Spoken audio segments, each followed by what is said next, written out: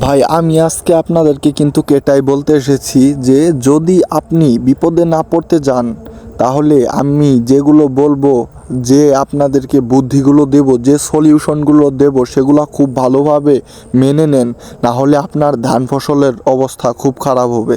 দেখুন, আপনি যদি আপনার ফসলের এরকম হাল না দেখতে চান তাহলে অবশ্যই আমাদের নিয়মগুলি খুব ভালোভাবে মেনে আর সুন্দর করে যা যা বলবো পরিমাণ অনুযায়ী সব কিছু ব্যবহার করবেন, না হলে কিন্তু আপনার ফসলেরও এরকম অবস্থা হবে, সব ধান শুয়ে যাবে মাটির সাথে, অর্থাৎ আপনার ফসল ভালো হবে না, আপনি লসে পড়ে যাবেন। দেখুন ফসলের অবস্থা, আহারে একটি কৃষকের, প্রত্যেকটা কৃষকের যদি এরকম লস হয় তাহলে তারা কিভাবে ফলন ফলাবে?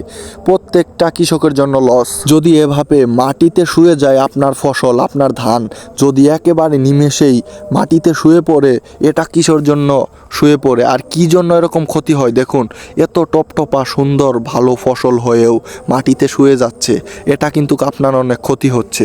সো আমি আজকে আপনাদেরকে দেখাচ্ছি এটাই, যে আপনার ফসল যদি মাটিতে শুয়ে যায় কত বড় ক্ষতি হবে, লস হবে।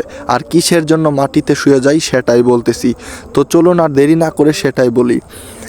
আপনার প্রথমে হচ্ছে, যদি আপনি নাইট্রোজেন সার বেশি দেন তাহলে আপনার ফসল যেরকমটা দেখালাম এরকম শুয়ে যাবে মাটিতে।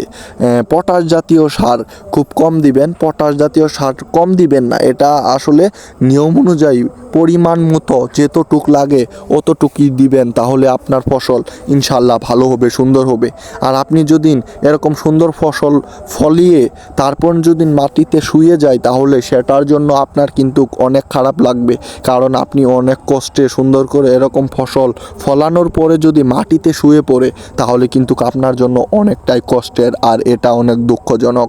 কারণ এত সুন্দর ফসল, দেখুন কি সুন্দর দানাগুলো হয়েছে, অনেক ভালো সুন্দর আর পুষ্ট হয়েছে। এই দানাগুলো যদি ধান চাষ হওয়ার পরে, ফলন আসার পরে যদি মাটিতে শুয়ে যায় তাহলে কিন্তু এটা আমাদের জন্য অনেক ক্ষতিকর।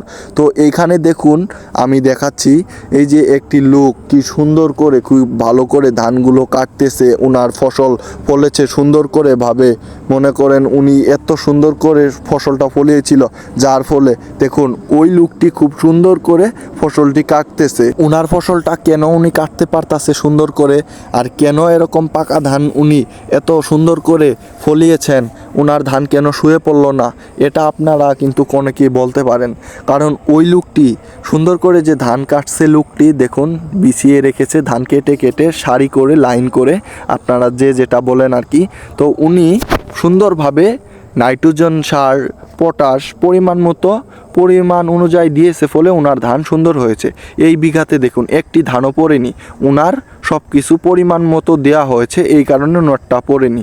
আশা করি বুঝতে পারছেন। ধন্যবাদ সবাইকে, ভালো থাকবেন, সুস্থ থাকবেন, আল্লাহ হাফেজ।